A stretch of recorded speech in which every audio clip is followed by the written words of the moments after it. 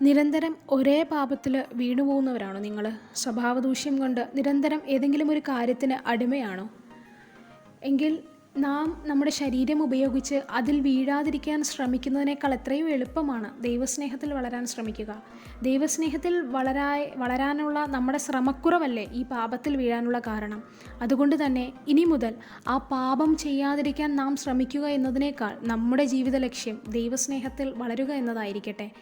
എങ്ങനെയാണ് നാം ദൈവസ്നേഹത്തിൽ വളരുക? സാധാരണമായി ചിന്തിക്കുകയാണെങ്കിൽ ഒരു മനുഷ്യനെ നാം സ്നേഹിക്കുമ്പോൾ നമ്മൾ എന്താ ചെയ്യുക?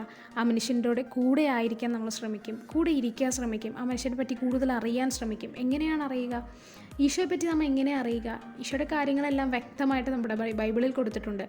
ബൈബിൾ വായനയിൽ സ്ഥിരമായിട്ട് നമ്മളൊന്ന് സ്ഥിരത പ്രാപിക്കുകയാണെങ്കിൽ, ഈശോയെ അറിയണം, ഈശോയെ സ്നേഹിക്കണം എന്ന രീതിയിൽ തന്നെ ഈ ബൈബിൾ വായനയിൽ ഒന്ന് സ്ഥിരത പ്രാപിക്കുകയാണെങ്കിൽ ദൈവസ്നേഹത്തിൽ വളരാനും കുറേയൊക്കെ നമ്മുടെ അടിമത്തത്തിൽ നിന്ന് നമുക്ക് മോചനം ലഭിക്കാനും സാധിക്കും. അതേപോലെ തന്നെ ഈശോയുടെ കൂടെ ആയിരിക്കുക, എപ്പോഴും സാധിക്കുമ്പോഴൊക്കെ ദിവ്യകാരുണ്യ സന്നിധിയിലായിരിക്കാനും എപ്പോഴും ഈശോയായിട്ട് കണക്റ്റഡ് ആയിരിക്കാനും എനിക്ക് ദൈവസ്നേഹത്തിൽ വളരണമെന്ന ഒറ്റ നിയോഗം നമ്മുടെ ജീവിതത്തിൽ ഉണ്ടാവുകയാണെങ്കിൽ ശരിക്കും പാപം ചെയ്യാതിരിക്കാൻ നാം എടുക്കുന്ന എഫേർട്ടുകളൊന്നും ആവശ്യം വരില്ല. ഈ ദൈവസ്നേഹത്തിൽ വളരുക എന്നതായിരിക്കും നമ്മുടെ ജീവിത ലക്ഷ്യം. അങ്ങനെ ദൈവസ്നേഹത്തിൽ വളരാനായിട്ട് ഒരു ചുവടെങ്കിലും വയ്ക്കുവാനായിട്ട് നമുക്ക് ശ്രമിക്കാം.